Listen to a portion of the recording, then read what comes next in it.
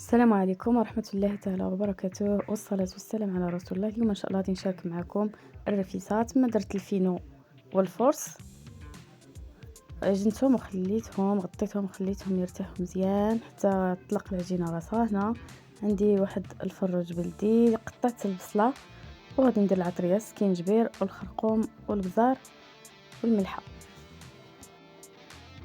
صافي غادي نكب كلشي فوق داك الفروج وغادي نحاول نشرملو مزيان بعد حتى نزيد عليه الحلبة، عاد غادي نديرو يتشحر.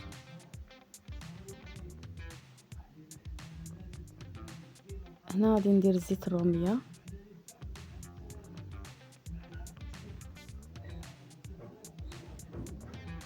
وغادي نزيد عليها زيت الزيتون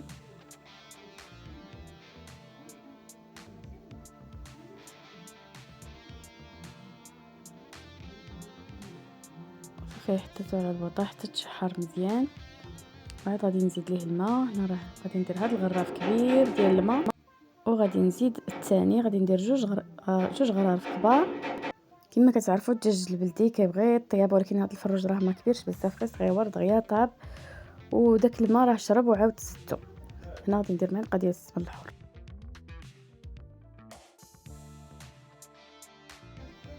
هنا العجينه قطعتها بهاد الطريقه هذه، جاتني ساهله باش ما نبقاش ندير ديك الكويرات صغار وتشد ليا الوقت. هاد الطريقه هذه كتجي احسن، كتجي سهله حتى في الخدمه، حيت كتكون مسطحه كديري وحده فوق وحده.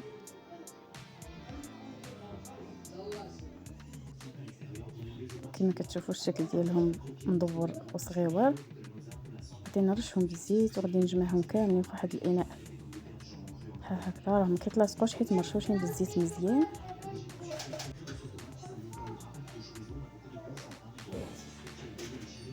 وكما كتشوفوا هذه هي القدره ديالي، هاد المقله كنقلبها وكندير عليها التريد بحال القديره ديال الطين.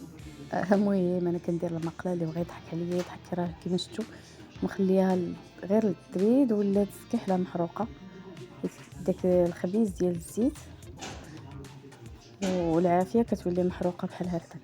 الناس اللي كيعرفوا القدره راه كيعرفوها كتكون بحال هكذا. كانت عندي ديك القدره ديال الطين، كانت عندي صغيره وزوينه ما شاء الله، ولكن طلبات لي واحد السيده قالت لي عطيها لي حتى تجيب وحده اخرى، عطيتها ليها وما عاد جبت وحده اخرى اللي هي متناجه. كما كتشوفوا انت كندير وحده فوق وحده ونفرقهم بالطحين باش ملي كيطيبوا كيتفرقوا بوحديتهم. هنا غادي نفرقها حتى كيولي سطح العمل كيبان، كما كتشوفوا الرخام كيولي كيبان رقيق، حيت التريد راه كيجي رقيق بزاف.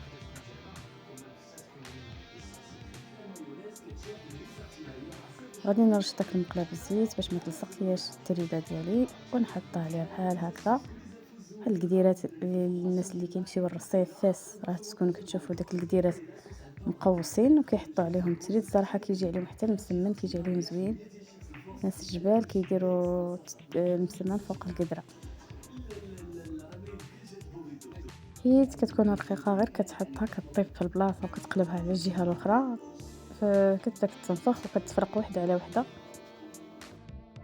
اللي طابت نحيدها ونحطها هنا حتى كنجمع واحد الكميه ونديرها تصفور عاوتاني.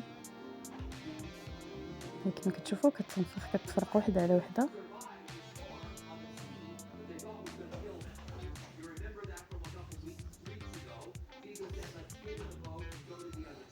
شفتوا هذاك البويقات دابا راه فاش كنجي نقطع راه كنلقاها مفسوخه وحده على وحده ورقاق بزاف، بحال الورقه، بحال الشكل ديال الورقه. انا شي مرات كندير هاد التريد وكندير به داك بحال شكل بسيطلات صغيورين بحال، المهم في بلاصه الورقه كندير التريد. شوف كيتفرق غير بوحدو، يعني يجينا طالقه راسها كتلعب بيا كما بغيتي.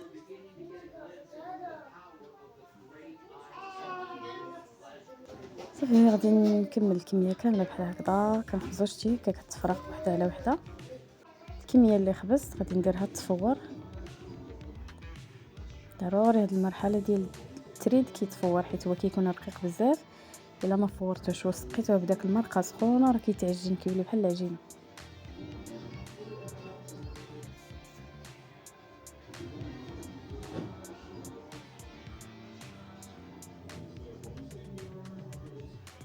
شفتوا كي تصفور.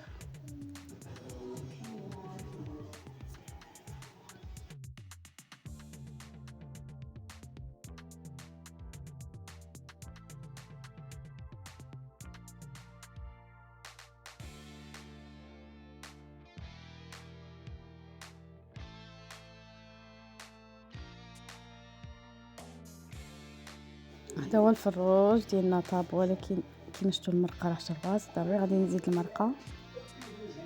هذه الكميه ديال التريد اللي خبزت ما شاء الله. شوف كيتفرق وحده على وحده، كيولي رقيق بحال الشكل ديال الورقه،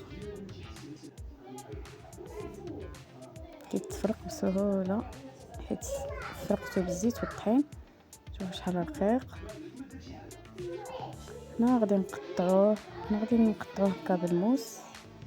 يعني غادي نفرقهم ونقطعهم، غادي نديرو ليهم بحال السيجار ونقطع بالموس. بغيتو تخليهم طوالين بحال كيجيو طوالين، بغيتو تخليهم مربعين بحال هكا صغيورين. شوفوا شحال رقيق، كيبان بحال الميكا.